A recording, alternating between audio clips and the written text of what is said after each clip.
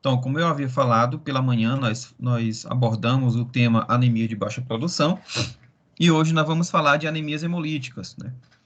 O que são anemias hemolíticas? Primeiramente, anemias hemolíticas são condições em que o paciente apresenta uma redução da quantidade de hemácias circulantes e essa redução é decorrente da destruição das hemácias antes do tempo.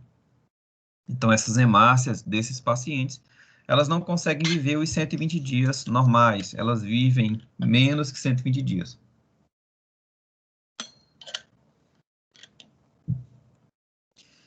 Então, o que pode causar uma anemia hemolítica? Ela pode ser uma condição externa, onde esse eritrócito, essa hemácia do paciente está sofrendo uma agressão. Essa agressão ela pode ser de natureza física, né, como traumatismo, como alteração de pressão, alteração de temperatura do corpo, né? Submeter o corpo a altas temperaturas ou baixas temperaturas, diferenças de pressões, isso pode gerar ruptura das hemácias. Inclusive traumatismo também, né? Pancadas, lesões, geram também destruição das hemácias. Essa agressão também pode ser de natureza química, vários solventes, medicamentos, toxinas, elas lisam as hemácias, né? Várias têm característica hemolítica e elas podem induzir uma anemia hemolítica no paciente que está submetido, que está em contato, que foi, então, exposto a essa substância. Algumas infecções também podem gerar anemias hemolíticas, né? Vírus, bactérias, fungos, parasitas, protozoários, principalmente. Um grande exemplo que nós temos é a malária, né? O plasmódio, causador da malária. Ele tem uma das suas fases, né? Um dos seus ciclos biológicos. A penetração da hemácia, seguida de mitoses interiores, e geram, então, a hemólise dessa hemácia ao final desse ciclo.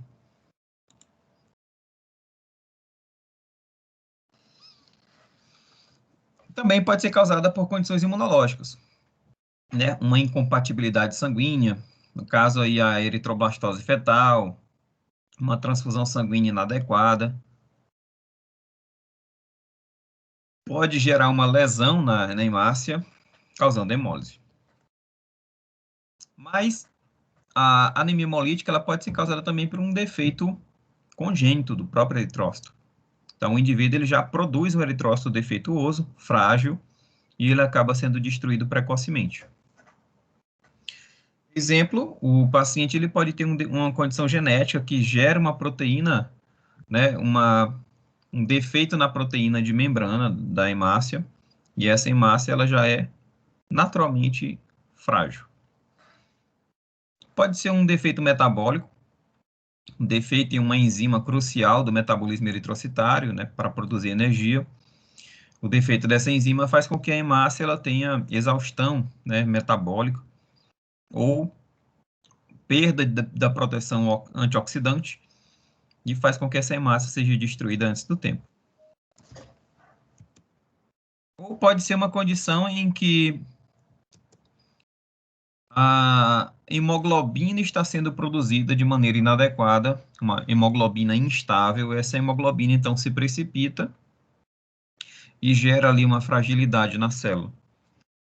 Essa defeito na hemoglobina pode ser um defeito quantitativo, ou seja, há uma baixa produção de hemoglobina, ou pode ser um defeito qualitativo. A quantidade está normal, mas a sequência de aminoácidos está alterada. O fato é que qualquer condição que leve a uma anemia hemolítica, o paciente ele vai ter como sinal clínico, né, que é analisado, na verdade, parâmetros laboratoriais básicos são o aumento de bilirrubina, porque essa hemácia que é destruída precocemente, a hemoglobina liberada pela essa lise vai ser metabolizada, vai ser então convertida em bilirrubina, que vai se estar em grande quantidade na corrente sanguínea.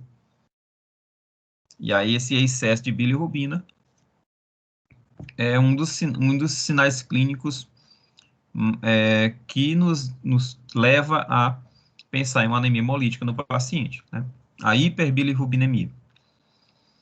Em alguns casos de anemia hemolítica, a medula óssea ela pode tentar compensar essa condição de hemólise precoce, produzindo mais hemácias. Então, ela tenta manter ali a homeostase da dinâmica das células vermelhas. Elas estão sendo destruídas precocemente, a medula óssea vai tentar, então, produzir mais células vermelhas para compensar. Esse processo acontece principalmente porque a baixa quantidade de hemácias na corrente sanguínea faz com que o paciente apresente hipóxia tecidual, e essa hipóxia tecidual, né, ela gera uma produção aumentada de eritropoietina, que, consequentemente, induz a medula óssea a produzir mais células vermelhas. Então, só para relembrar o ciclo do eritrócito, que é as etapas em que as células vermelhas permanecem na corrente sanguínea, são produzidas na medula óssea, vivem na circulação por 120 dias.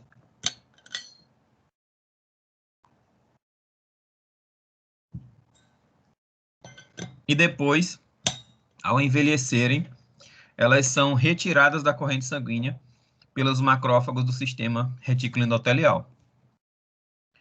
Então, essa retirada acontece por volta de 120 dias, porque há uma alteração ali nas glicoproteínas de superfície da hemácia, e isso gera uma sinalização para os macrófagos, que reconhecem essa hemácia mais velha. Ela também fica mais rígida, e essa rigidez aumentada acaba fazendo com que elas fiquem retidas nos microvasos dos órgãos hematocateréticos. E ela vai ser destruída antes do tempo. Então, nós vamos nos focar nessa terceira condição que gera anemia, que é a hemólise intensa. Para a gente entender um pouquinho, a gente vai falar um pouquinho sobre a hemoglobina. Então, a hemoglobina A1 é a hemoglobina mais abundante no adulto, normal. Né? Essa hemoglobina A1 é constituída de dois pares de cadeias proteicas. Duas cadeias são alfa e duas cadeias são beta. E elas são estruturalmente diferentes.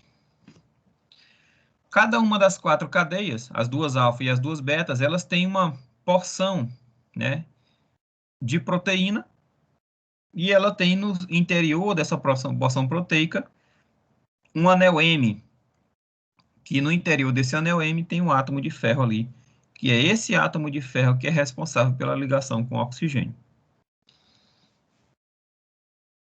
Essa hemoglobina ela é um pigmento natural, né, e em decorrência desse conteúdo de ferro, ela vai assumir essa cor avermelhada quando se liga ao oxigênio. Então, hemoglobina ligada ao oxigênio, um complexo que a gente chama de oxihemoglobina, e essa oxihemoglobina apresenta-se na cor vermelha.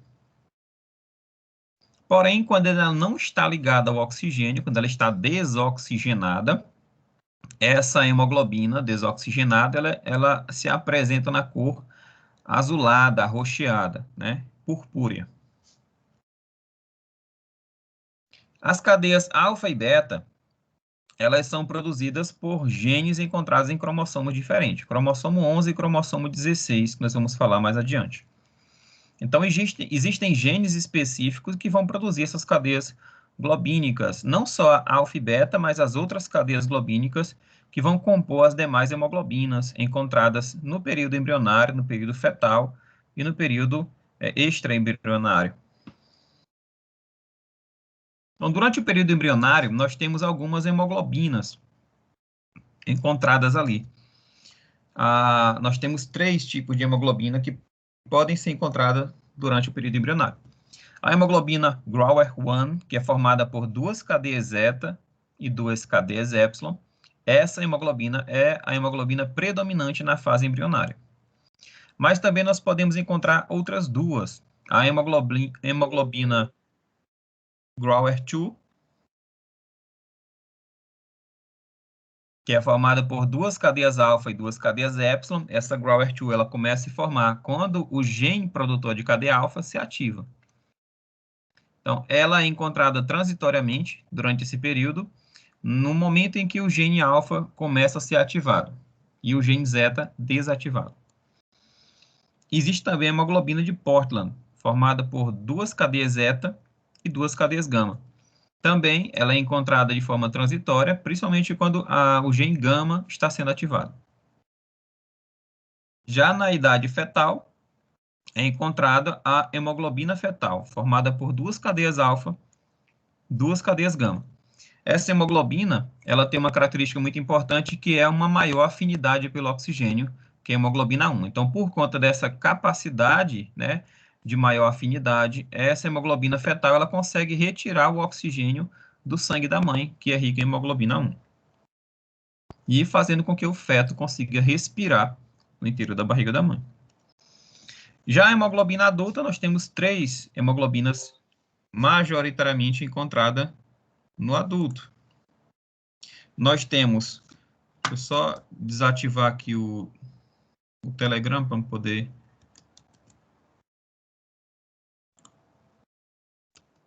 conseguir dar aula. Tá só aparecendo umas notificações aqui e interrompe a gente.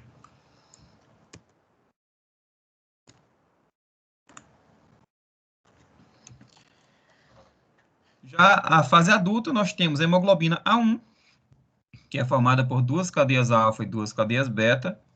Ela é encontrada no sangue do adulto e ela corresponde de 95% a 98% de toda a hemoglobina encontrada no sangue do adulto. Então, ela é, de longe, a mais abundante no indivíduo normal.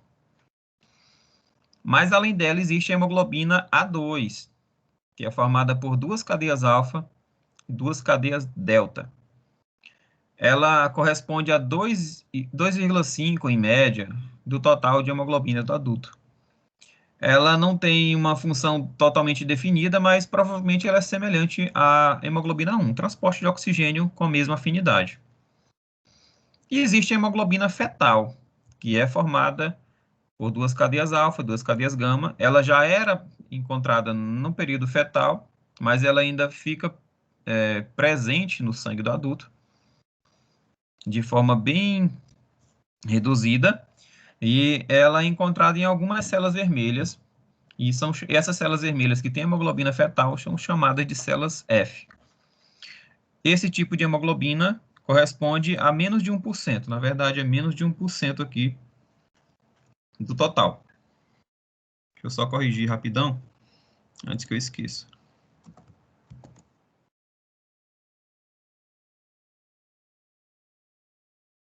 Menos de 1% no sangue do adulto.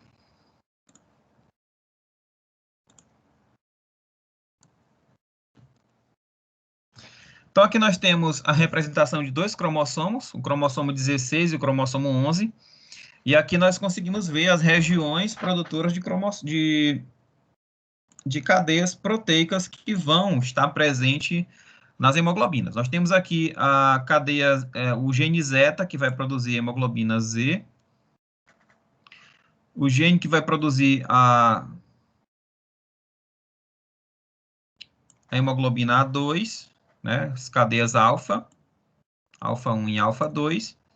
Nós temos a região produtora de cadeia epsilon, duas regiões produtoras de cadeia gama, uma região produtora de cadeia delta e uma região produtora de cadeia beta.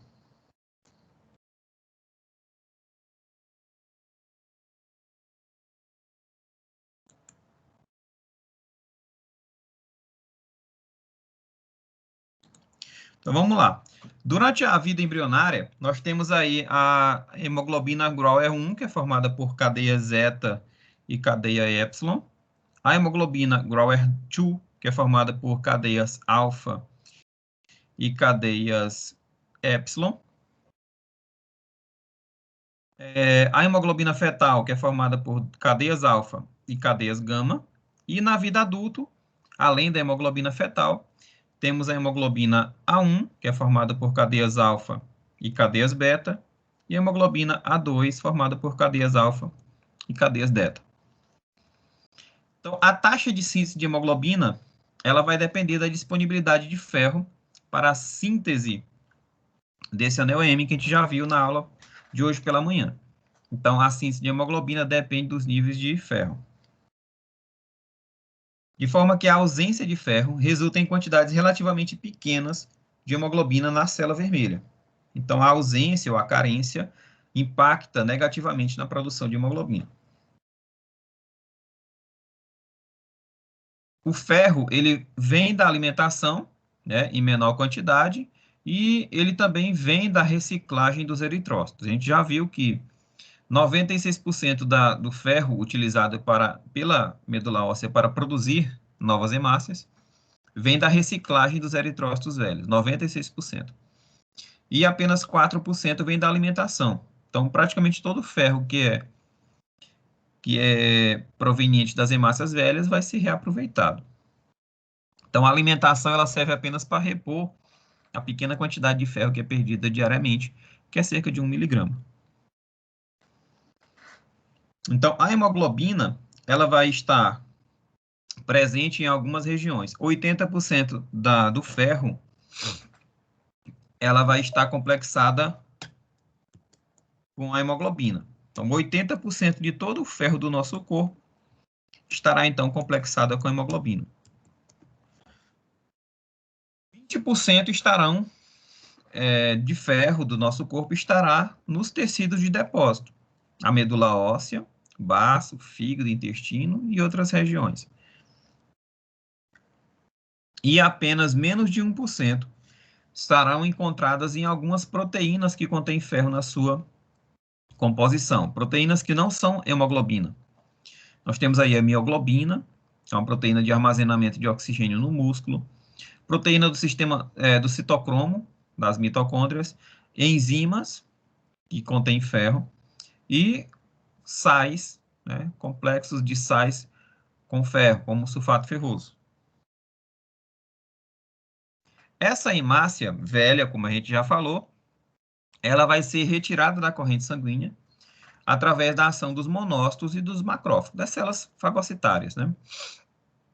Essa hemácia, então, quando ela é fagocitada, dentro dessa célula fagocítica existem duas enzimas que vão degradar essa hemoglobina.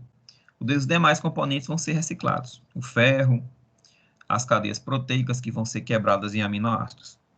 Mas o anel M vai ser convertido em biliverdina primeiramente pela ação da enzima hemioxidase. Essa enzima hemioxidase converte o anel M em biliverdina. Depois, essa biliverdina, no segundo passo, ela vai ser convertida em bilirrubina pela ação da segunda enzima, que é a biliverdina redutase. E aí, essa bilirrubina formada por essa metabolização vai, então, para a corrente sanguínea, para o plasma, e lá ela vai se conjugar com a proteína transportadora chamada albumina. A albumina, ligada à bilirrubina, é chamada de bilirrubina indireta. E aí, essa bilirrubina, ela consegue ser transportada no sangue, porque a bilirrubina isolada, ela não se mistura muito bem com a água, ela precisa da ajuda de uma proteína transportadora para ser, então, transportada pela corrente sanguínea. Ao chegar no fígado, essa bilirrubina que inicialmente está ligada à albumina, ela vai sofrer, então, metabolização pelo hepatócito. Vai sofrer uma reação de conjugação. Vai, então, dar origem à bilirrubina conjugada, ligada ao ácido glicurônico. Então, a bilirrubina ligada ao ácido glicurônico é chamada de bilirrubina direta. Essa bilirrubina direta, então, ela vai ser armazenada na vesícula biliar e depois, após a alimentação, ela vai ser despejada no intestino delgado. E ao chegar no intestino grosso, essa bilirrubina vai ser, então, metabolizada pelas bactérias intestinais, dando origem ao urobilinogênio.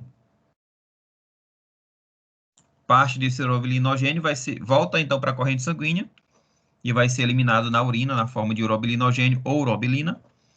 E o restante que ficou no intestino vai ser convertido em estercobilina e vai ser eliminado pelas fezes, com uma cor marrom que dá a cor das fezes.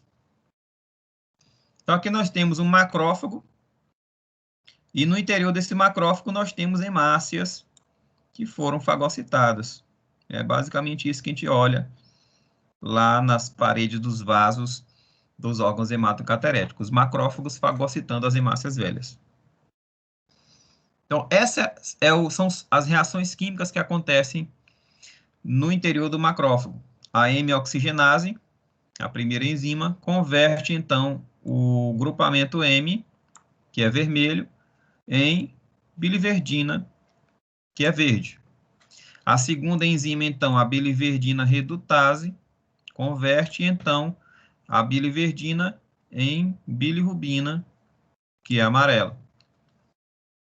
E depois, essa bilirrubina, então, vai ser complexada com a albumina. Depois, ela chega lá no fígado, onde vai sofrer a reação de conjugação com o ácido glicurônico e vai, então, se transformar em bilirrubina direta e ser eliminada via intestinal. Esse metabolismo a gente pode verificar também com a resolução de um hematoma. Quando você sofre um traumatismo, né, em um determinado tecido, aquela pancada, aquele trauma físico gera ruptura de hemácias que estão ali circulando naquele tecido. Essa hemácia se rompe e libera, então, hemoglobina, que inicialmente é vermelha, né, por conta da presença do grupo Pro-M. Essa hemoglobina, então, ela sofre dissociação do oxigênio, ela perde o oxigênio e fica com a tonalidade roxa. Então, inicialmente, o hematoma é vermelho, depois ele fica roxo, e aí essa hemoglobina desoxigenada, ela vai, então, ser metabolizada pelos macrófagos teciduais, convertendo eles, essa hemoglobina livre, em biliverdina e depois em bilirrubina. E por isso que 7 dias depois, aquele hematoma que antes era roxo, ele começa a adquirir tonalidades amarelo esverdeadas, né? Regiões amareladas e regiões esverdeadas, mostrando ali o metabolismo do anel M. Então, essa destruição da hemácia, ela pode acontecer de duas formas distintas. Ela pode acontecer no interior dos vasos, e aí, quando ocorre no interior dos vasos, a gente chama de hemólise intravascular. E aí, quando essa hemácia ela se rompe, ela vai liberar o seu conteúdo no sangue, a hemoglobina livre. Tá? Além da hemoglobina livre, essa hemoglobina ela pode se oxidar e se complexar com a albumina, dando origem à metahemalbumina. Essa hemoglobina livre ela pode ser eliminada via renal. E aí a gente consegue verificar a presença de hemoglobinúria, presença de hemoglobina livre na urina. Então, a hemoglobinúria é um indício de que o paciente está tendo uma hemólise intravascular. Além do mais, pode ser verificado também a presença de hemosiderina, que é uma proteína que armazena ferro que é encontrado no interior da hemácia. Então, essa hemosiderina também pode ser verificada na urina, principalmente quando se faz a coloração de azul de Prússia na urina, que é uma coloração que se verifica a presença de ferro nos tecidos. Dá para ver os cristais de hemosiderinúria na urina. Agora, quando a hemácia ela é destruída no interior dos órgãos hematocateréticos, essa hemoglobina vai ser, essa hemácia ela vai ser metabolizada normalmente, né? As cadeias globínicas, como a gente já falou, vão ser reaproveitadas para produzir novas hemácias ou novas proteínas. Elas serão quebradas em aminoácidos e depois esses aminoácidos serão utilizados para produzir novas proteínas. O átomo de ferro que estava no interior da hemoglobina, ligado ao anel M, ele vai se livrar, vai se soltar do anel M e vai ser então transportado pelo sangue através da ligação com a transferrina e depositado então nos órgãos de depósito, né, se ligando à ferritina e à hemosiderina. Já o anel M ele vai sofrer aquela metabolização que a gente acabou de ver, né, dando origem à biliverdina, bilirrubina. vai chegar no fígado, se transformar em bilirrubina conjugada, chega no intestino, vai se transformar em urobilinogênio, parte vai para a urina, dando origem ao urobilinogênio urinário, né? E parte vai ser eliminado na forma de estercobilina, nas fezes. Algumas condições que podem gerar essa destruição aumentada, ela acaba repercutindo no principal órgão hematocaterético, que é o principal órgão destruidor de células vermelhas, é o baço. Então, a esplenomegalia é uma condição que pode ser uma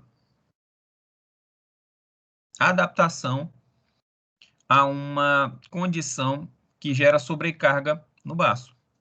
Por exemplo, uma destruição em massa, destruição massiva das hemácias. Então, essa hiperplasia esplênica, ela pode ser uma condição decorrente de uma hematopoese extramedular, né? Quando o baço ele começa a produzir células vermelhas para auxiliar na hematopoese medular. Ela pode ser decorrente de uma anemia hemolítica, e aqui é a sobrecarga, está tendo muita destruição de hemácia, o fígado fica sobrecarregado e ele acaba aumentando de tamanho. Mas essa hiperplasia do fígado pode ser uma hiperplasia imune. Acontece em algumas condições infecciosas. Então, o baço aumenta porque o indivíduo está sendo infectado por alguma coisa, como o vírus HIV, o plasmódio, causador da malária, a leishmania, né, causadora da leishmaniose visceral, algumas bactérias que causam endocardite infecciosa, e também o vírus Epstein-Barr, causador da mononucleose infecciosa. A icterícia é uma condição decorrente do acúmulo de bilirrubina na corrente sanguínea. Essa icterícia, ela é decorrente, como eu já falei, o acúmulo de bilirrubina no plasma. E esse acúmulo de bilirrubina leva o paciente a apresentar, né, a manifestar uma coloração amarelada. Porque a pele, as conjuntivas, principalmente a conjuntiva ocular, né, conjuntiva parte branca do olho, e as mucosas vão estar impregnadas com bilirrubina. Essa bilirrubina vai estar ali depositada em excesso, e gera, então, icterícia.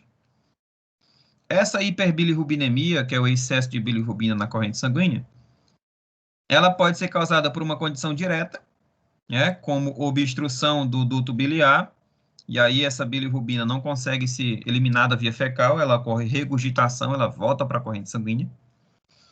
Pode ser causada por hepatites, o indivíduo está com o fígado doente, esse fígado não consegue, então, expulsar a bilirrubina do sangue, e ela fica, então, retida na corrente sanguínea.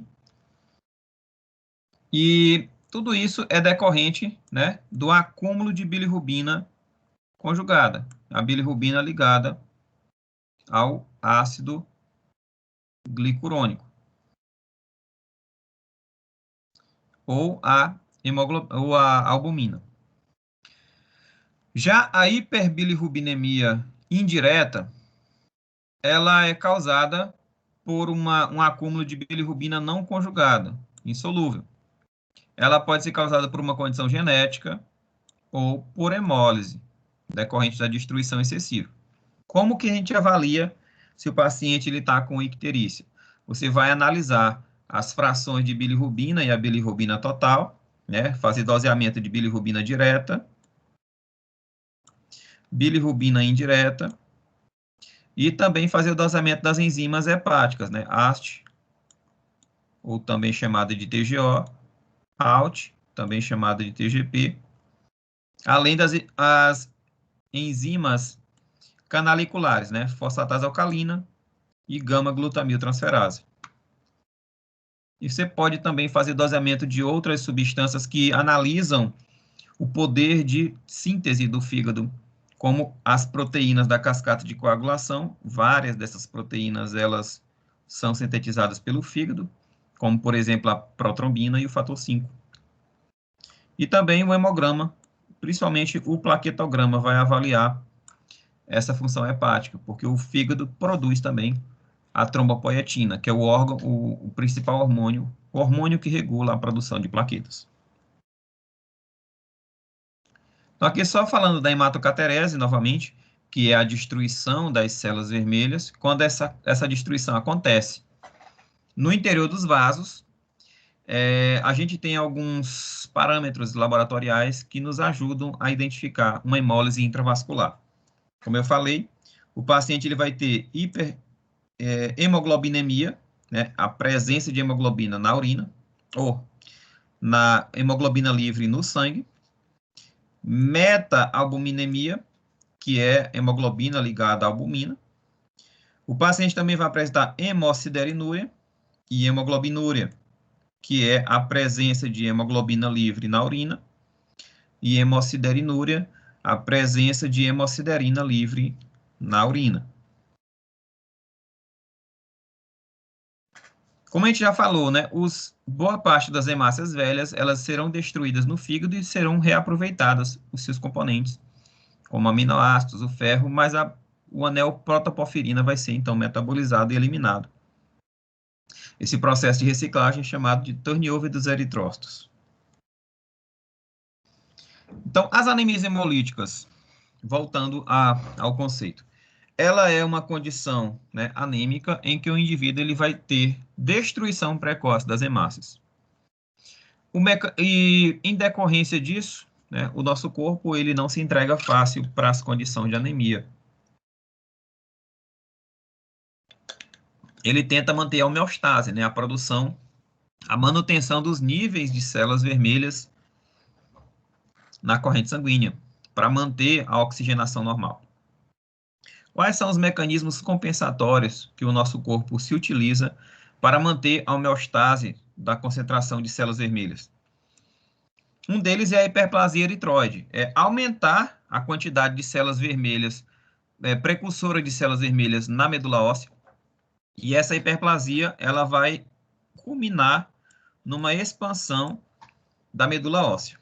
Então, o aumento de células precursoras de células vermelhas vai induzir o aumento da medula da área ocupada pela medula óssea.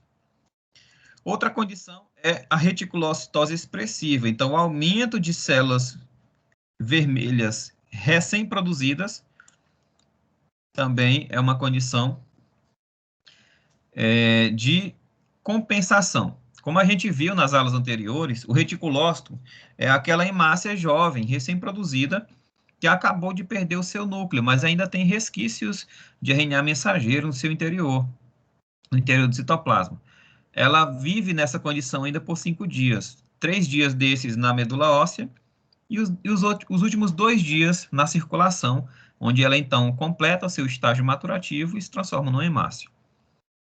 Em condições de anemia hemolítica, o paciente ele pode ter uma reticulocitose compensatória, porque esse reticulócito ele não vai ficar 3 dias na medula óssea, ele vai adiantar, né, essa migração para a corrente sanguínea. Então, em vez dele ficar 3 dias na medula óssea e só os últimos 2 dias na corrente sanguínea, ele vai precocemente para a corrente sanguínea para melhorar os níveis de oxigenação.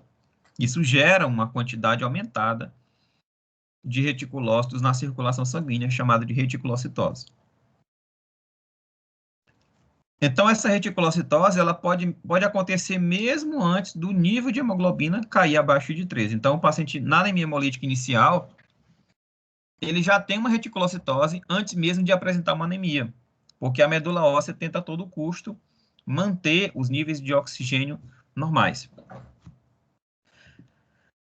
E aí, algumas características laboratoriais da anemia hemolítica.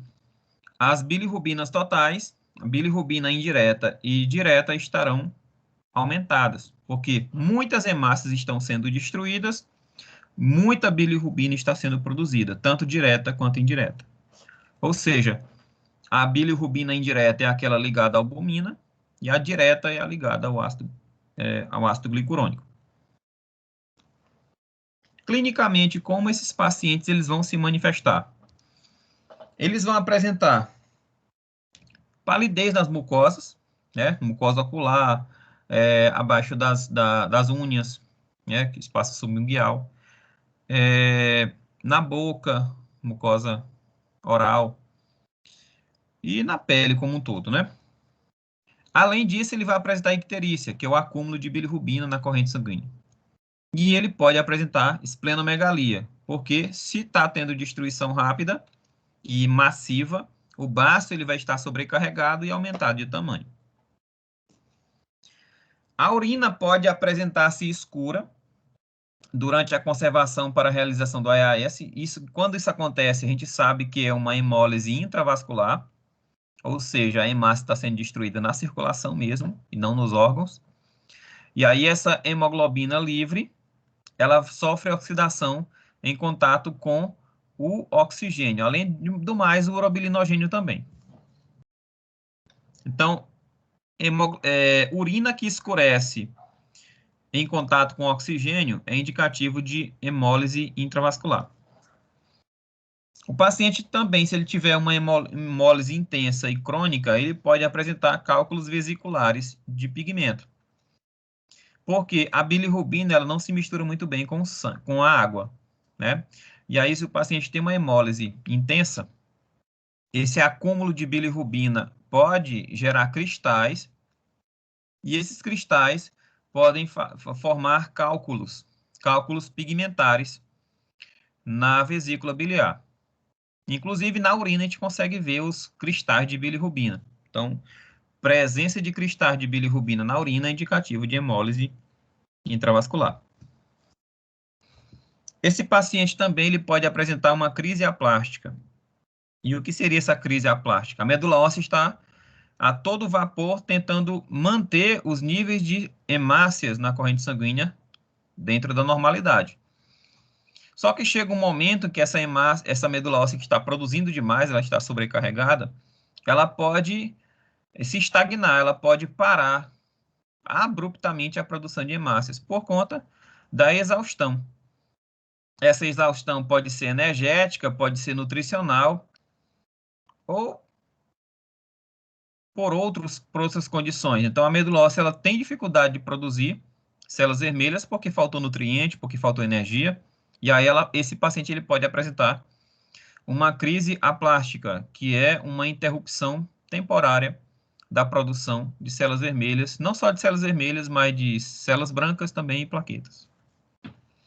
E isso gera um agravamento rápido do paciente, porque até o momento em que a medula óssea estava compensando, ele estava mantendo ali a oxigenação normal, ou próximo do normal. Mas quando essa medula óssea entra em crise aplástica, isso agrava muito rápido o paciente.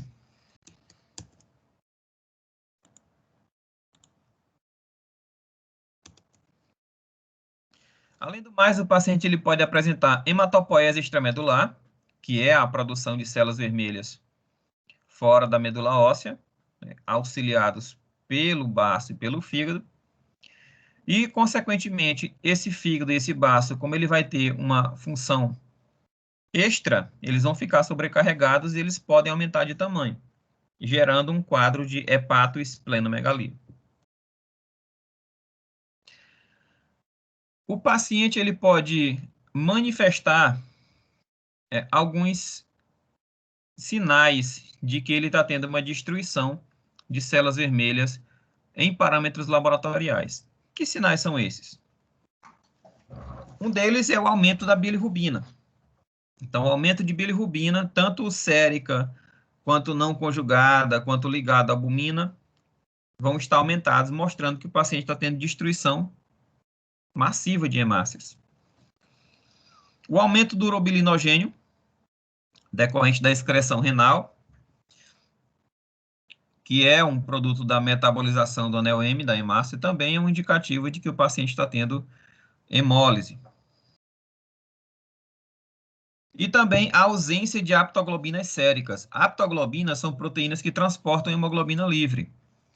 Então, se o paciente tem ausência de aptoglobina sérica, quer dizer que essas aptoglobinas foram todas conjugadas com hemoglobina livre e foram para o baço serem degradadas, gerando a ausência da circulação dessas proteínas. Então, as aptoglobinas, elas se ligam às hemoglobinas séricas e quando estão saturadas, esse complexo é removido pelos macrófagos através do sistema retículo endotelial.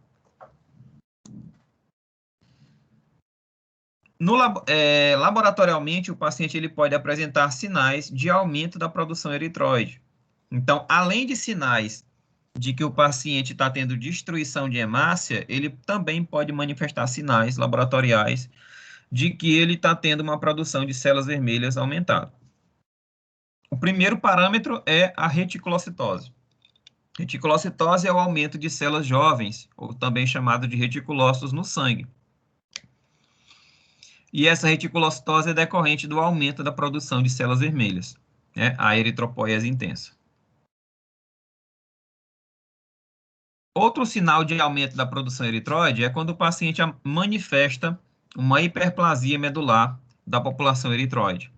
Então, a quantidade de células precursoras de hemácia vai estar muito mais numerosa do que o normal, mostrando essa hiperplasia, esse comprometimento aumentado para a produção de células vermelhas.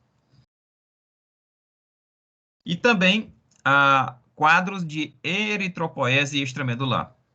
O paciente ele pode começar a produzir células vermelhas em outros órgãos que não são medula óssea, como o fígado e o baço, né? O baço e o fígado eles vão recobrar essa capacidade hematopoética lá do período embrionário, né? Da segunda fase da hematopoiese embrionária, que é a fase hepática, onde o fígado e o baço são produtores de células do sangue. O paciente também pode apresentar sinais laboratoriais de que ele está tendo lesão no eritrócito, como, por exemplo, alterações no formato. Então, o paciente ele pode apresentar no seu esfregaço sanguíneo algumas anormalidades morfológicas da hemácia, como, por exemplo, microesferócitos, eliptócitos e esquizócitos. Até aí tá tudo bem, pessoal? Estão conseguindo acompanhar?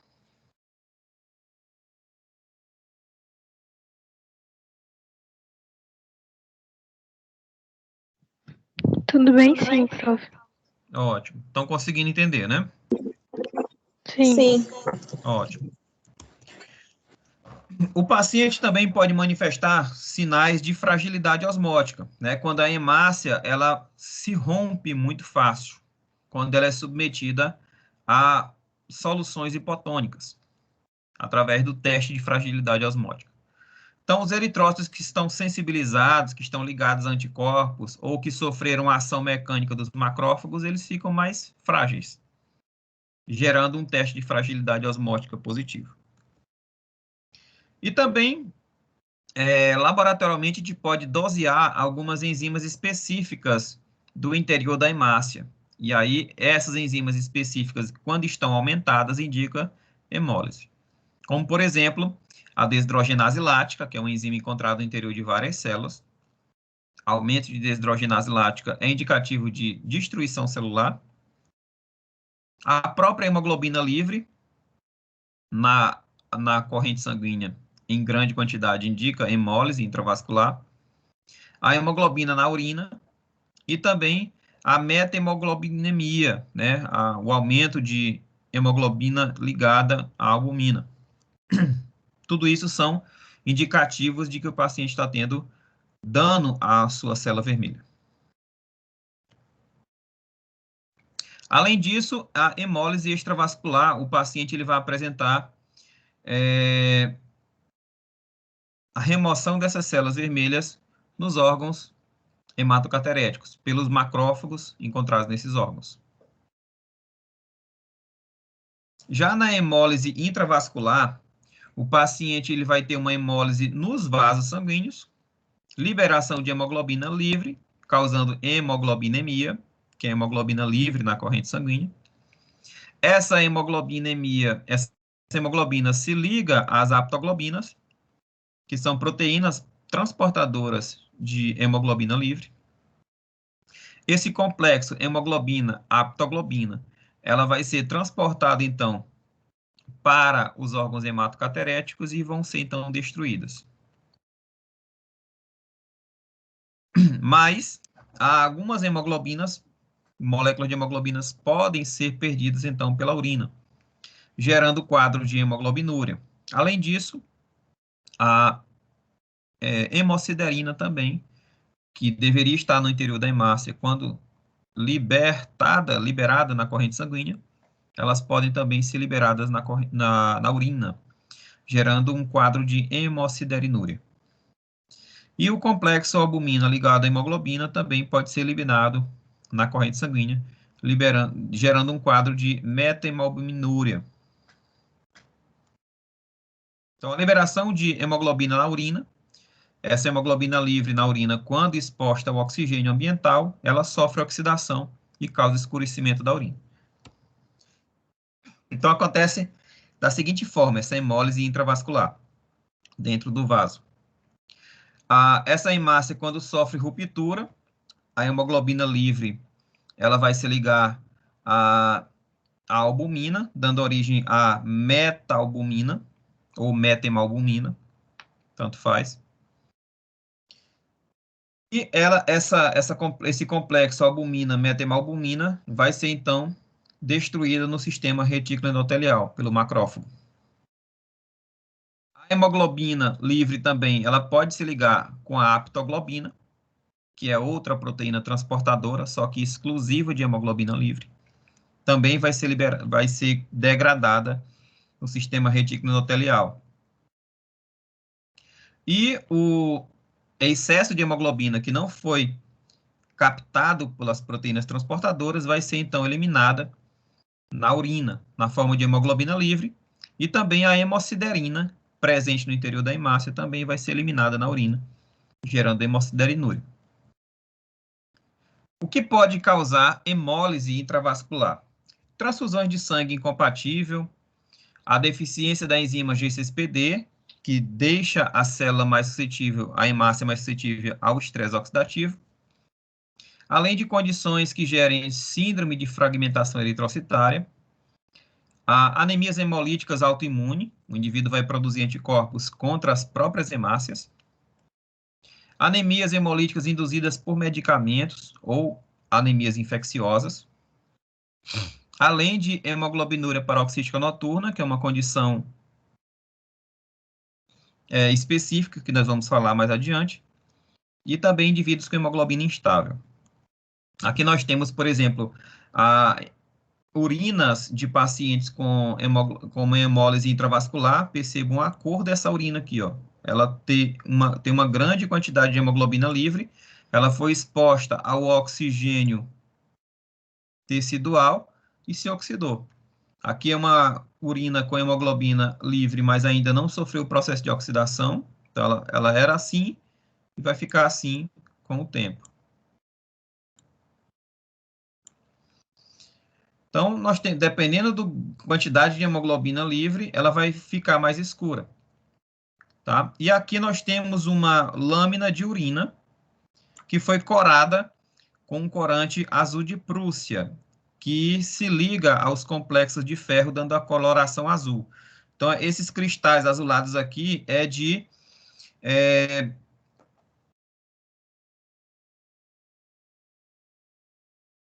hemosiderina ligada ao ferro.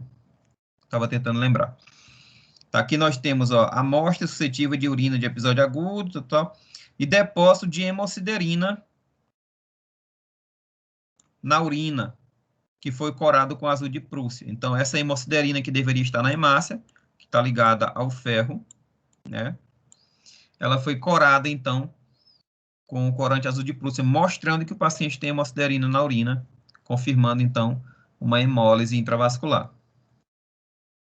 Então, as anemias hemolíticas, elas podem ser hereditárias, como, por exemplo, as hemoglobinopatias. Então, a hemácia, ela já é frágil, ela é produzida frágil e é causada por condições genéticas, como doenças que geram uma produção de hemoglobina instável, como, por exemplo, anemia falciforme, hemoglobinopatia C, e outras hemoglobinopatias, como talassemia alfa, talassemia beta. Pode ser causada também por membranopatias, doenças genéticas, condições genéticas que impedem a produção de uma proteína de superfície da hemácia, uma proteína ancoradora da membrana plasmática ao citoesqueleto, causando condições hereditárias como eliptocitose hereditária, esferocitose hereditária e a piropoiquilocitose hereditária. E também as eritroenzimopatias, que são doenças que geram, condições genéticas que geram defeito nas enzimas das hemácias, como a deficiência de G6PD e a piruvato quinase.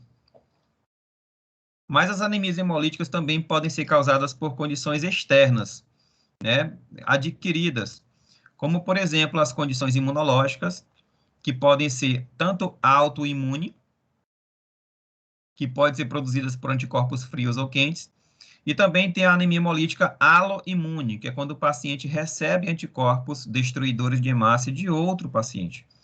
É o que acontece nas transfusões sanguíneas inadequadas e também na doença hemolítica do recém-nascido, quando a mãe produz anticorpos que destroem as hemácias do filho.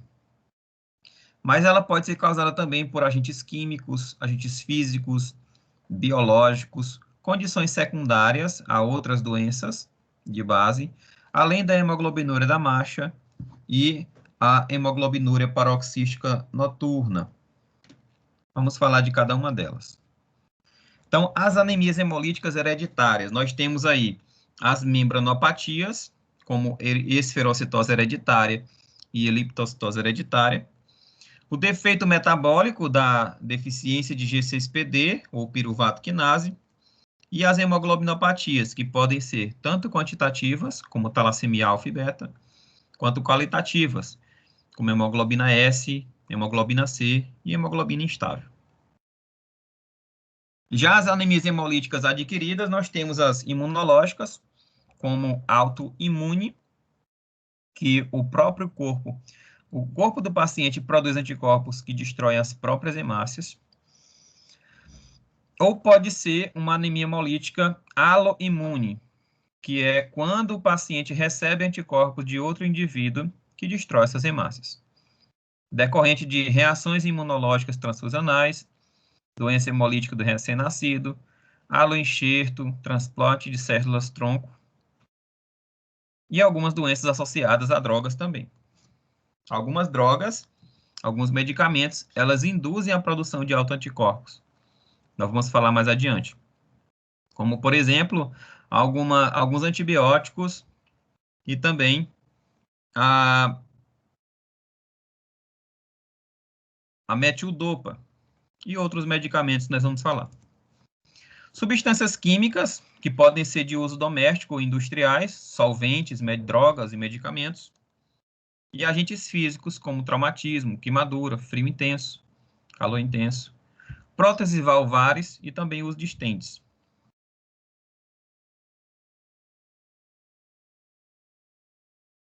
As anemias hemolíticas adquiridas, elas podem ser causadas por infecções também, como protozoários.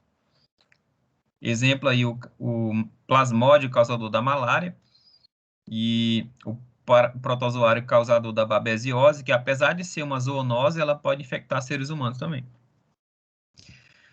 Infecções bacterianas como leptospirose e streptococose.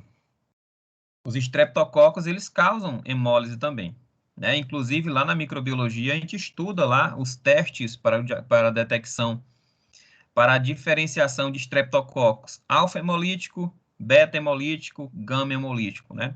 Alfa-hemolítico chamado de hemólise parcial, beta-hemolítico, hemólise total, e gama-hemolítico, falsa hemólise.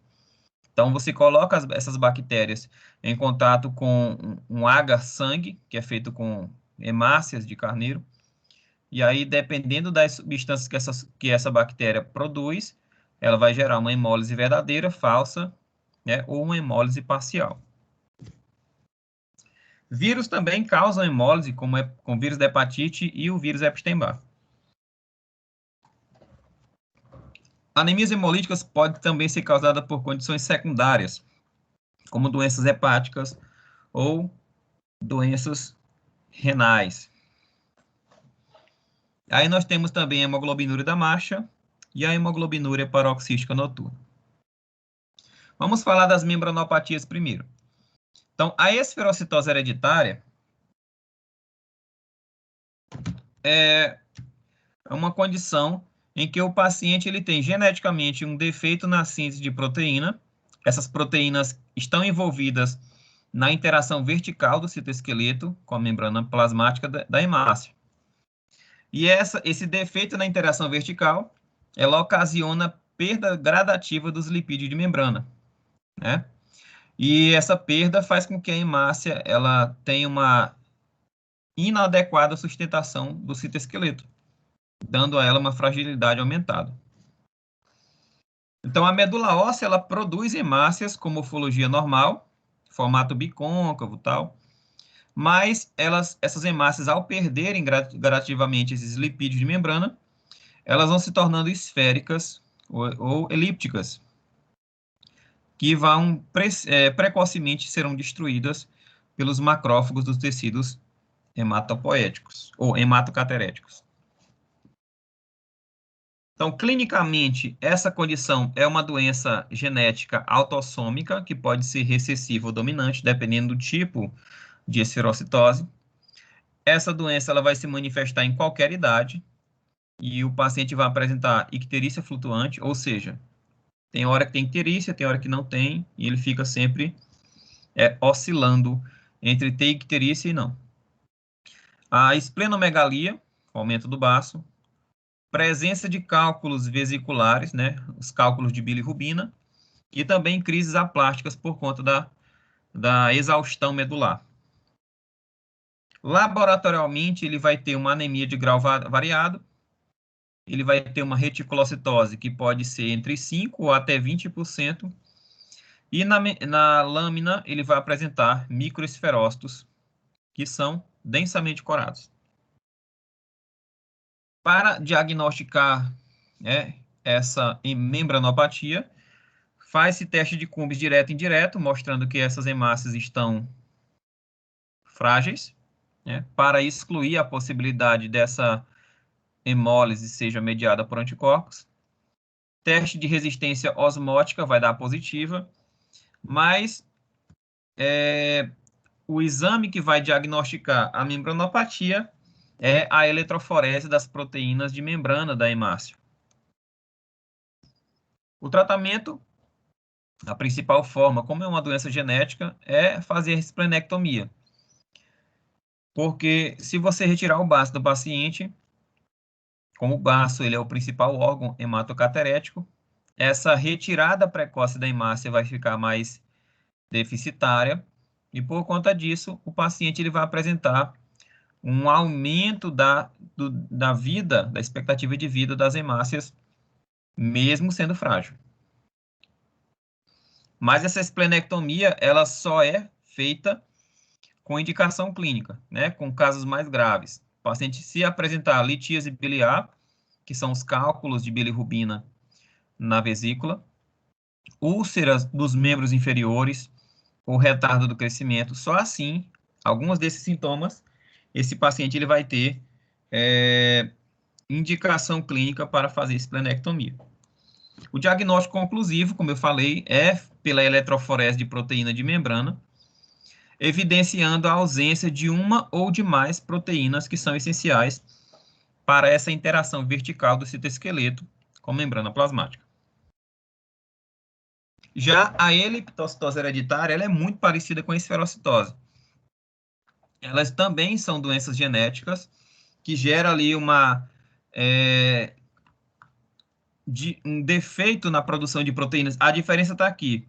Na esferocitose, as proteínas que estão alteradas são responsáveis pela interação vertical. Na eliptocitose, são interações horizontais. Tá? Mas, de resto, é tudo parecido. Então, também a medula óssea vai produzir células normais, mas elas vão perdendo o lipídio de membrana e vão se formar, da origem, então, a eliptócitos na corrente sanguínea. Clinicamente, ela é muito parecida com a esferocitose. A única diferença vai ser a distensão sanguínea, que ao invés de esferócito, nós teremos eliptócitos na lâmina do paciente. Também ela vai apresentar um grau de anemia variável e também um grau de reticulocitose entre 5% e 20% e presença de eliptócitos na lâmina. O diagnóstico, né, a exclusão de algumas possibilidades, também é feito teste de Cumbres, que vai dar negativo, mas é importante para excluir condições autoimunes. O teste de resistência osmótica também vai dar positivo, mostrando que essas hemácias são frágeis. Mas o diagnóstico conclusivo é a eletroforese de membrana, onde estarão ausentes ou deficitárias proteínas responsáveis pela interação horizontal da membrana com o citoesqueleto. O tratamento também é feito com esplenectomia, no caso de indicação, e os demais é só acompanhar mesmo. Então, aqui nós temos uma lâmina de um paciente com esferocitose, mostrando um monte de hemácias esféricas, né, densamente coradas. E aqui na B, a eliptocitose, hemácias de formato elíptico. Tá? Então, as membranopatias, elas são causadas, né, pela alteração na estrutura da membrana plasmática do eritrócito, decorrente, isso gera uma alteração na forma do eritrócito, pode ser eliptócito ou esferócito, e prejudica o desenvolvimento das funções da hemácia, que é o transporte de gases. Essa hemácia, então, vai ser retirada prematuramente da corrente sanguínea. Aqui nós temos um esquema que mostra a membrana plasmática da hemácia, e aqui embaixo o citoesqueleto. Aqui nós temos as glicoproteínas, né, de superfície, inclusive são utilizadas para a identificação dos tipos sanguíneos. E nós temos aqui proteínas importantes para essa interação. A banda 3, interação vertical,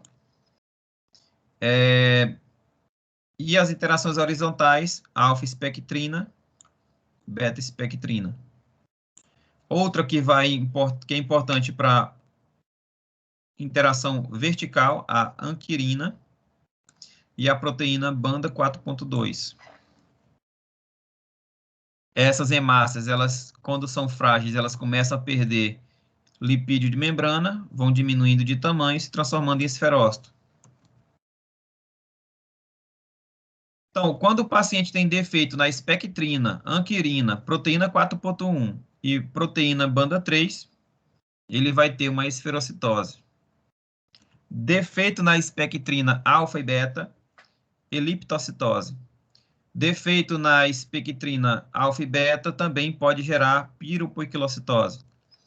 E alteração na permeabilidade, estomatocitose.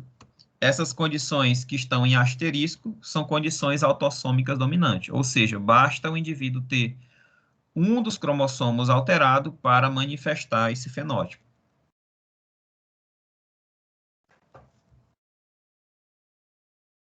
Tranquilo, pessoal? Então, antes de passar para as enzimopatias, as demais condições, nós vamos dar um breve intervalo, né, para a gente tomar uma água, esticar um pouquinho as pernas. Mas antes de ir para o intervalo, abro um espaço para vocês, caso queiram tirar alguma dúvida, fazer alguma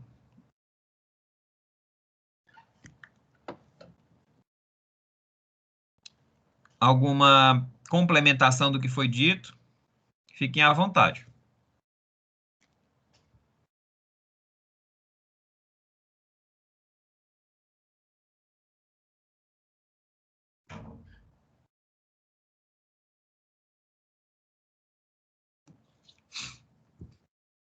Alguém?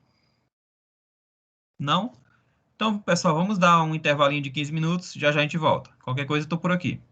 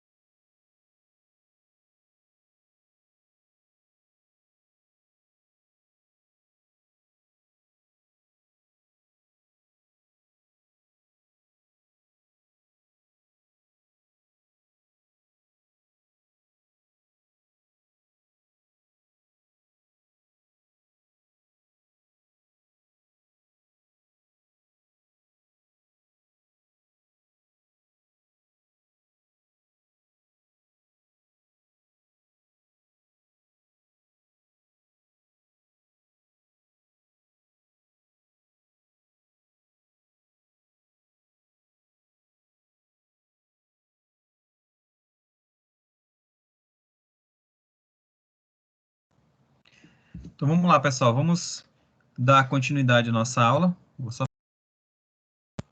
só fechar aqui rapidinho a porta.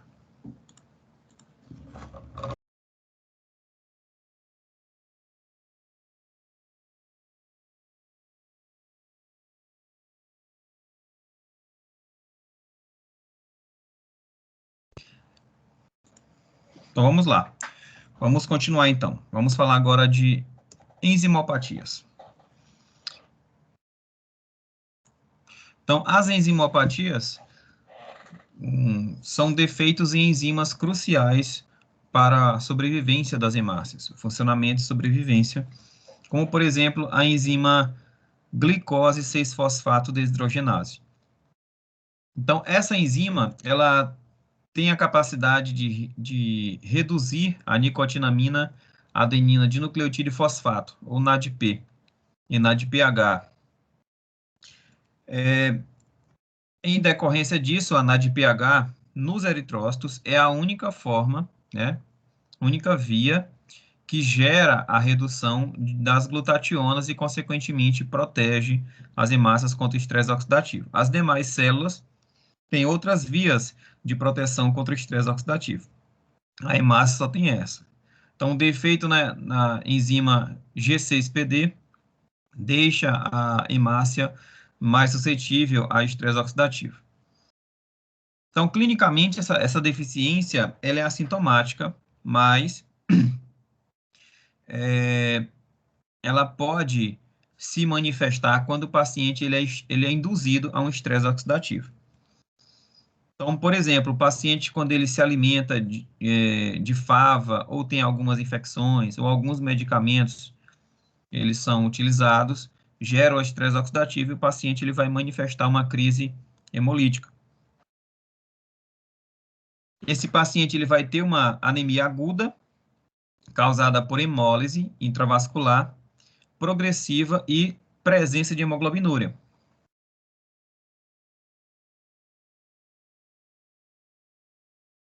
Só que essa hemólise ela é autolimitada. Por quê? Porque as hemácias jovens, os reticulócitos, eles apresentam um nível de G6PD com o funcionamento comprometido mais elevado. Então, esses reticulócitos, eles são mais resistentes ao estresse oxidativo. Então, à medida que as hemácias velhas, que são mais suscetíveis, são destruídas, e só ficam as hemácias jovens, a hemólise cessa. Por isso que ele é autolimitado. Então, aqui nós temos as enzimas eritrocitárias importantes. A via glicolítica, ela tem uma importante função de produzir energia na forma de fermentação da glicose para produzir energia. E a enzima principal desse mecanismo é a piruvato quinase. Já o desvio das pentoses, que tem a função ali de produzir outras substâncias, também protege a célula contra o estresse oxidativo. A principal enzima ali envolvida é a G6PD. Então, o que acontece? A glicose ela vai ser convertida em glicose 6-fosfato, lá na glicólise normal. E aí, no shunt, nós vamos ter a frutose 6-fosfato, que vai produzir o NADPH, e a molécula de ATP através da fermentação lática. O que acontece? Quando o indivíduo ele converte glicose 6-fosfato em frutose 6-fosfato, quem faz isso é a enzima glicose 6-fosfato deshidrogenase. Além disso, ela vai converter o NAD em NADPH. Esse NADPH, então, ele reduz a hemoglobina oxidada, chamada de metahemoglobina, mantendo assim os níveis de hemoglobina oxidada controlados. Só que quando esse processo de síntese de NADPH é interrompido, esse excesso de metahemoglobina se forma, formando hemicromos, né, corpúsculos insolúveis, que são visualizados no hemograma, na lâmina de sangue, que a gente chama de corpos de Heinz. Esses corpos de Heinz são verificados com a coloração de azul de cresil brilhante. Esses corpos de Heinz, eles se aderem à membrana, fazendo com que a membrana fique mais frágil, e ela também seja atacada por macrófagos, causando hemólise e gerando anemia. Então, a meta-hemoglobina redutase é uma enzima que mantém os níveis de hemoglobinas normais, né? Ligadas ao oxigênio, mas não oxidadas. E quem faz a recuperação da hemoglobina, da meta-hemoglobina redutase, é o NADPH. Além disso, a G6PD ela também controla ali os níveis de peróxido de hidrogênio.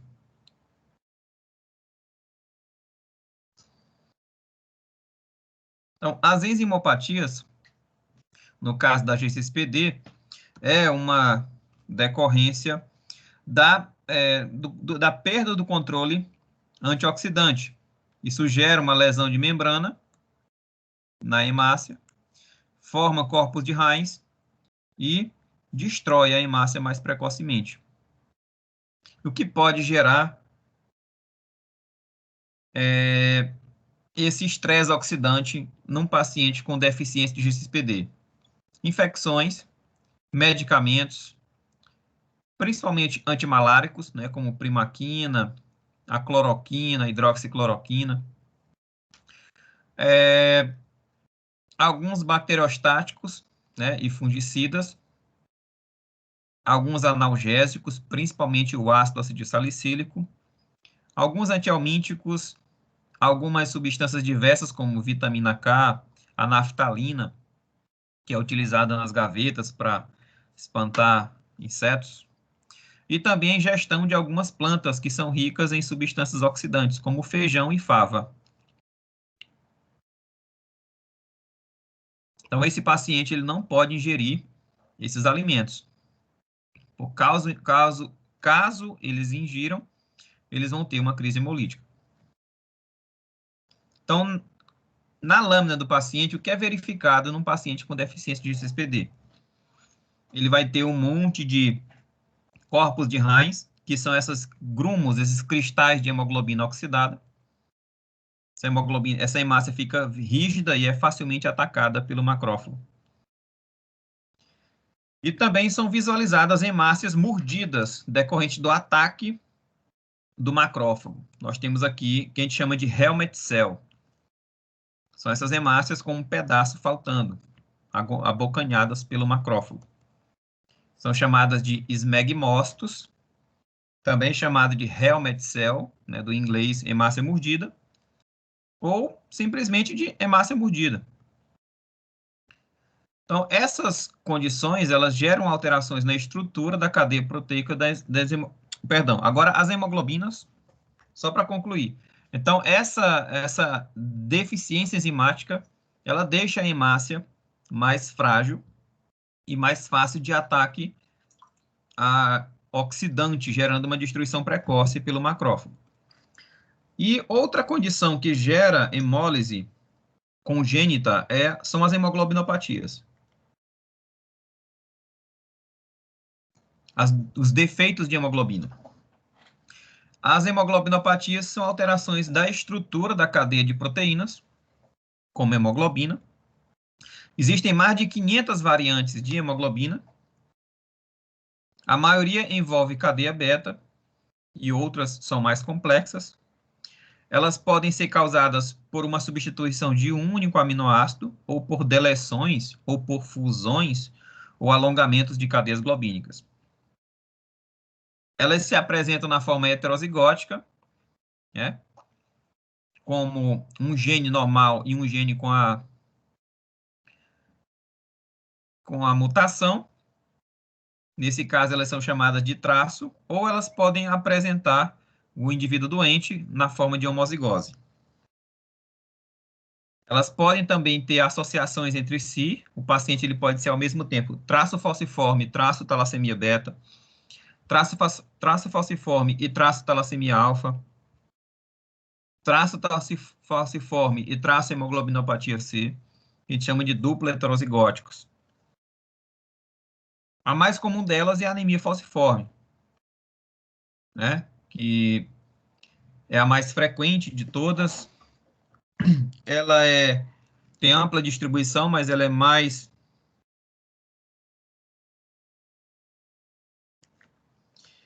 mais concentrada na África. Essa mutação surgiu na África e, apesar de ser uma doença, ela gera uma vantagem para o seu portador, no caso do continente africano. Por isso que explica-se a grande incidência desse gene mutado. É porque o indivíduo que é traço falciforme e indivíduo anêmico falciforme, eles são resistentes à malária. O plasmódio não consegue se multiplicar no interior das hemácias desse indivíduo. Então, do cruzamento de dois indivíduos traço, eles vão dar origem a 25% de indivíduos normais, 50% de indivíduos traço e 25% de indivíduos portadores da anemia.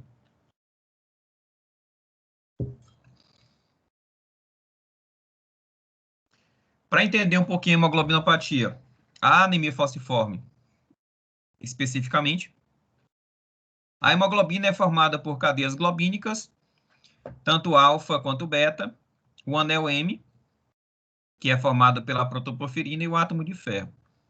Aí nós falamos das proporções de hemoglobina. Hemoglobina 1 é de 96% a 98%, A2 de 2 a 4%, e a hemoglobina fetal de 0 a 1%. O indivíduo afetado, ele vai ter as cadeias globínicas alfa normal, porém as cadeias globínicas betas estarão com alteração estrutural no sexto aminoácido, onde o ácido glutâmico é substituído pela valina. Então, só pulando um pouquinho aqui essa parte de anemia falciforme, que vocês já devem ter ouvido falar bastante ao longo do curso.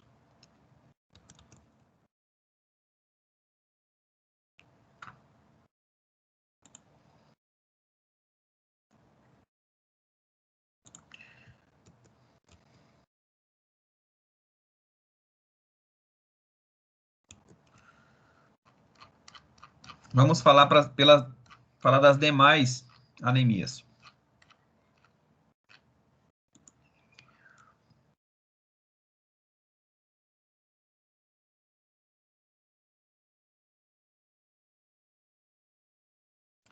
Vamos falar das anemias adquiridas.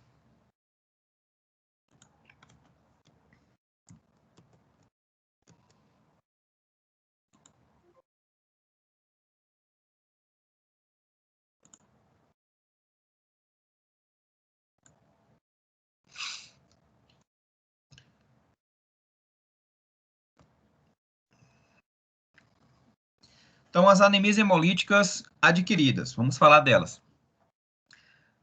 Dentre elas, uma das mais estudadas é a anemia hemolítica autoimune, que é uma condição em que o paciente ele produz anticorpos anti-hemácia contra as suas próprias hemácias. Então, o que pode gerar essa condição? Ela é causada por anticorpos que o organismo produz contra os seus próprios eritrócitos. Essa condição é diagnosticada pelo teste de Cumbis, direto e indireto, e elas são divididas em dois grupos de acordo com a temperatura ótima para o funcionamento desses anticorpos. Anticorpos frios e anticorpos quentes. A anemia, elas são anemias de severidade variada, geram aumento do baço, e elas podem tanto desaparecer quanto retornar, né, recidivar. Elas podem ser secundárias a uma doença de base, ou até secundárias a um tratamento farmacológico. Elas também podem causar outras condições autoimunes, como púrpura trombocitopênica idiopática, e também serem decorrentes de lúpus eritematoso sistêmico. Clinicamente, a suspensão de substâncias, alimentos ou medicamentos que possam levar à crise hemolítica, é importante fazer isso após essa crise hemolítica, suspender tudo que pode ser o causador. O paciente ele precisa ser submetido a uma transfusão sanguínea para remover o máximo possível de anticorpos anti-hemácia. Ele precisa ter uma diurese intensificada para eliminar os metabólitos dessa hemólise o mais rápido possível. Ele pode passar por fototerapia em caso de neonatos, porque a fototerapia, né, o tratamento com luz ultravioleta, ele degrada a bilirrubina que está em excesso na corrente sanguínea.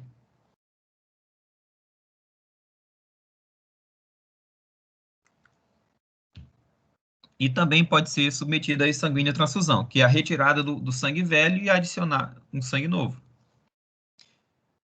Laboratorialmente, o paciente ele vai ter aumento de baço, hemácias em formato esferocítico, esquizócitos, o teste de Cumbis direto e indireto vão dar positivos, o paciente vai apresentar icterícia, bilirrubina total direta, indireta, aumentadas. O tratamento, lógico, é retirar o agente causador, se houver. Fazer uso de corticoides, porque essas substâncias são imunossupressoras, e como é uma doença de origem imune, né, produção de anticorpos, a imunossupressão pode ajudar. Em alguns casos, é solicitado a retirada do baço para evitar essa destruição excessiva de hemácias. E se a imunossupressão com corticoides não for suficiente, pode ser utilizado anticorpos monoclonais. O tratamento da doença subjacente também pode ser feito, caso essa anemia hemolítica autoimune seja secundária a alguma doença de base. Também é importante fazer suplementação com ácido fólico decorrente da grande demanda de ácido fólico, né? A produção de células exige ácido fólico. E transfusões sanguíneas em casos mais graves. Então, a anemia hemolítica autoimune por anticorpos frios, que é causada principalmente por anticorpos de fase aguda, né, IgM, ela pode ser causada por uma doença associada ou uma condição idiopática, não se sabe o que pode causar também. Ela pode ser decorrente de uma infecção por mononucleose, vírus Epstein-Barr, pneumonia ou micoplasma. Esses anticorpos que o corpo produz para tentar destruir o agente invasor, ele acaba reconhecendo também as hemácias, principalmente nas regiões periféricas, onde essas regiões elas apresentam uma temperatura mais baixa, e vai gerar um quadro clínico bem característico da anemia hemolítica autoimune por anticorpos frios, que é a acrocianose. O que seria essa acrocianose, professor? São as extremidades do corpo arroxeadas. O que acontece? A hemólise, a destruição da hemácia, acontece em baixa temperatura. E essa baixa temperatura é encontrada nas extremidades do nosso corpo. Nariz, orelha, mãos, pés. O sangue ele fica mais frio nessas regiões e ocorre ali hemólise quando há esses anticorpos frios. Clinicamente, o paciente ele vai ter uma anemia que é agravada pelo frio e quase sempre associada à hemólise intravascular. Então, ele vai ter urina que escurece, icterícia, ausência de aptoglobina, todos os sinais clínicos de uma anemia hemolítica intravascular. Aumento do baço, a acrocianose é a característica marcante, que pode nos ajudar muito ao diagnóstico exclusivo dessa condição. Laboratorialmente, ele vai apresentar aumento do baço, hemácias esféricas, aglutinação do sangue em baixa temperatura, crioaglutininas elevadas, hemoglobina sérica e hemoglobinúria sérica elevadas também, mostrando que é uma hemólise intravascular. O tratamento é aquecer o paciente e tratar a causa subjacente se houver. Utilizar também agentes alquilantes para retirar os metabólitos, como o ferro, para evitar a concentração. E em casos mais graves, pode-se fazer a retirada do baço, para evitar essa destruição massiva das hemácias. A hemoglobinúria paroxística ao frio é uma condição, é um exemplo de condição de hemólise a anticorpos frios. ela é causada pela presença do anticorpo Donat Lannister, que é um tipo de anticorpo exclusivo para indivíduos que têm um grupo sanguíneo P. Esse anticorpo IgG Donat Lannister, ele vai ativar o sistema complemento em temperaturas baixas e gerar uma destruição da hemácia em temperaturas altas. Então, logo pela manhã, o paciente ele tem hemólise. E essa condição ela é causada por uma consequência de infecções virais e também por sífilis, mas só em indivíduos que têm esse grupo sanguíneo P. Então, aqui nós temos uma distensão do paciente com anemia hemolítica, mostrando aqui hemácias policromáticas, hemácias recém-formadas, 3. E aqui um indivíduo com aglutinação, né? Hemácias aglutinadas, mostrando que o paciente tem uma anemia causada por aglutinação. A anemia hemolítica ela também pode ser induzida por medicamentos, como, por exemplo, penicilina e ampicilina, que vão induzir a produção de anticorpos contra o complexo fármaco ligado à membrana da hemácia. Só acontece quando o paciente está fazendo doses muito elevadas desses antibióticos. O uso de outros antibióticos, como a rifampicina e a equinidina, também podem gerar a produção de anticorpos contra a hemácia, decorrente da deposição do complemento via o fármaco ligado à proteína de superfície. E a metildopa, ela também gera a anemia hemolítica verdadeira por induzir a destruição das hemácias. Então, aqui nós temos os 3 mecanismos descritos. Então, quando o fármaco penicilina, em altas concentrações, se liga à superfície da hemácia, ela vai gerar um reconhecimento de autoanticorpos que destrói essa hemácia ligado ao fármaco.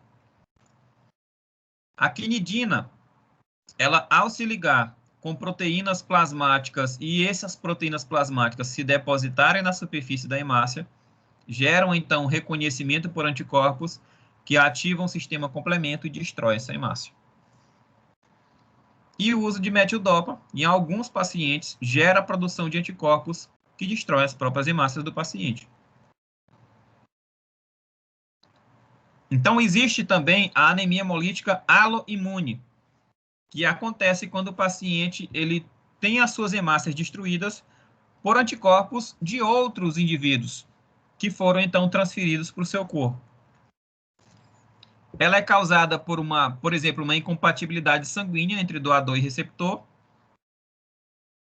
ou incompatibilidade de órgãos, entre doação de órgão, né, transplante de órgão, e também incompatibilidade sanguínea entre a mãe e o feto, no caso da eritroblastose fetal, também chamada de doença hemolítica do recém-nascido. Outra condição que gera hemólise, não mediada por anticorpos, é a síndrome da fragmentação eritrocitária. Acontece quando as hemácias são destruídas por trauma mecânico. Ela é causada por um dano físico. Por exemplo, indivíduos que têm malformações em artérias e veias, essa malformação pode ser um obstáculo para as hemácias que sofrem destruição por se chocarem com essas malformações. Acontece também em indivíduos que têm válvulas cardíacas substituídas, enxertos de válvulas cardíacas, tanto sintéticas quanto de origem animal, e também paciente que tem microangiopatia, que pode gerar hemólise também. Estende também pode ser um obstáculo para a hemácia, que gera destruição. E existe também um tipo específico de anemia hemolítica, que é a hemoglobinúria da marcha.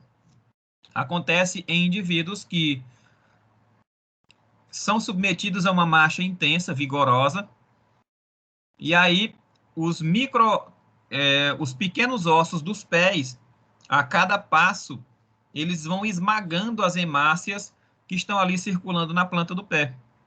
E aí, esse efeito cumulativo de várias passadas diariamente faz com que bilhares de hemácias sejam destruídas ao longo do dia. E ao final do dia, o paciente ele tem uma grande quantidade de hemácias destruídas. Acontece muito em atletas de alta performance, quando vão participar de maratonas, e também em soldados que fazem longas marchas, principalmente quando o sapato não é tão confortável, que gera ali um esmagamento das hemácias que estão circulando na planta do pé. Então, ela é causada por danos ao eritrócito pelos pequenos ossos dos pés durante a marcha prolongada ou corrida.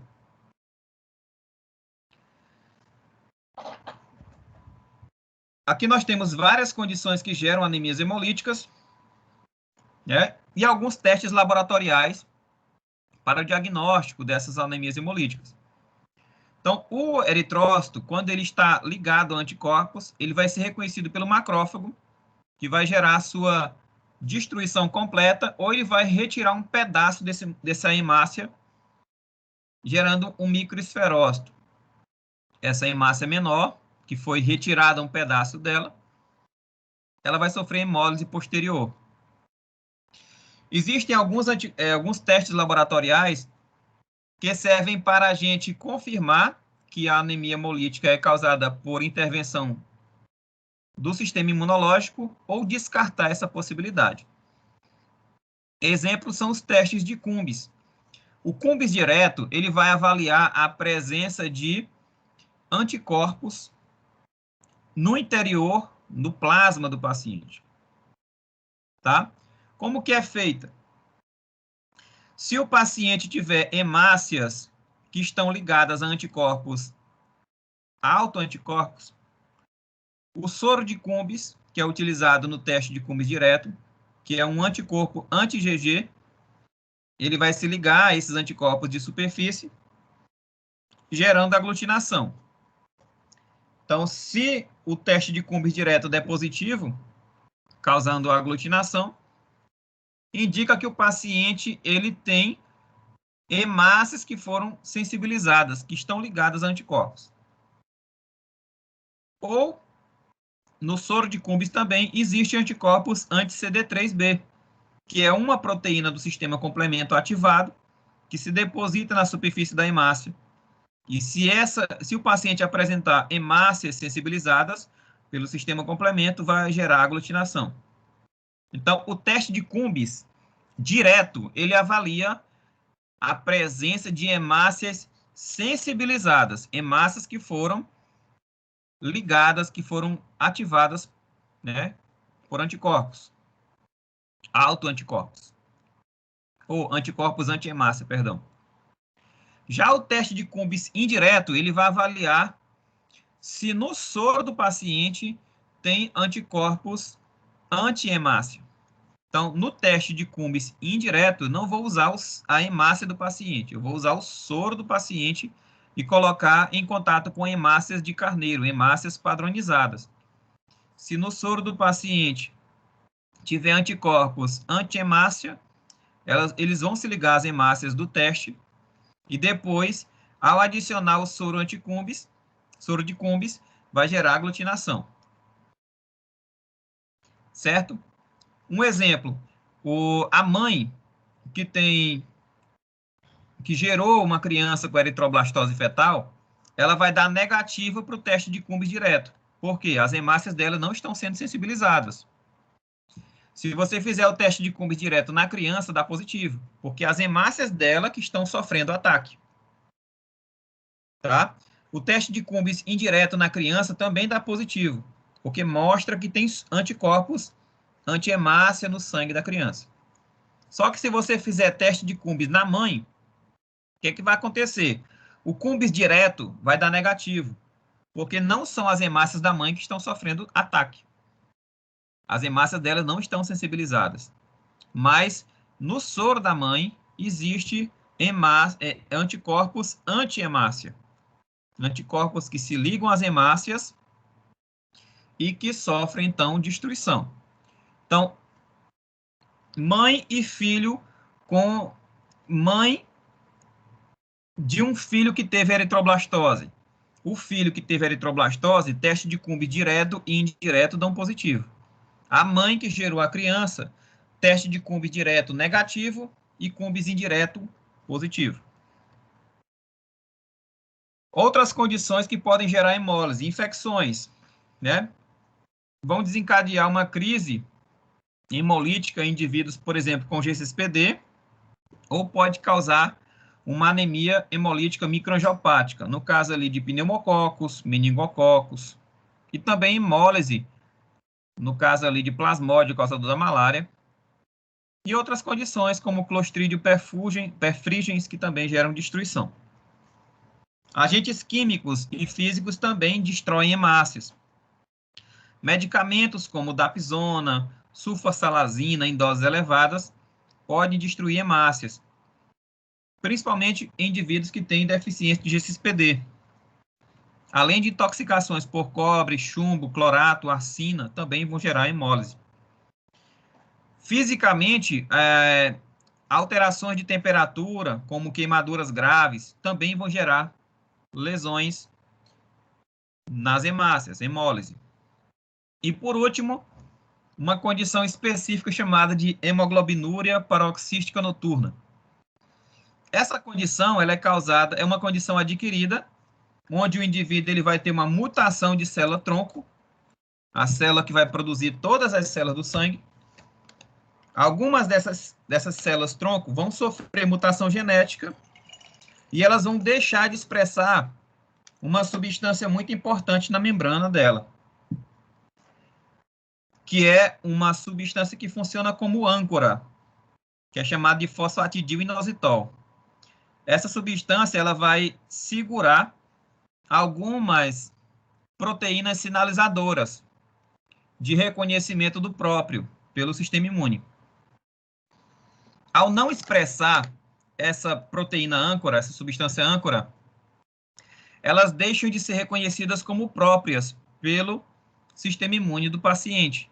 E elas acabam sofrendo ataque autoimune, gerando destruição pelo sistema complemento.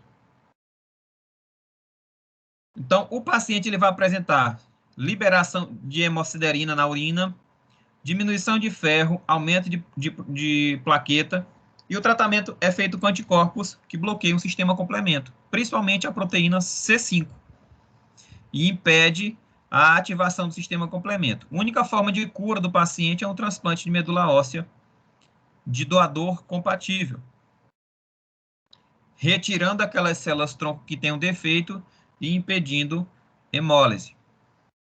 Aqui nós temos um quadro que mostra as principais causas de anemias hemolíticas autoimune e aloimune. E, por último, as condições que causam anemias por hemorragia. A hemorragia ela pode ser do tipo aguda, onde o paciente ele tem uma perda rápida e abundante de sangue, e isso gera uma resposta da medula óssea, produzindo mais hemácias jovens, gerando um reticulócito aumentado. Já a perda crônica de sangue, causada, por exemplo, por parasitoses intestinais, gera uma perda lenta de ferro, de sangue, e, consequentemente, lenta de ferro.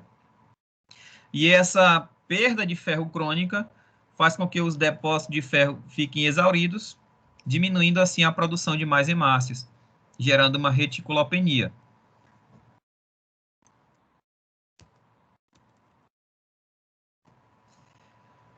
Tranquilo, pessoal? De boa? Alguma dúvida?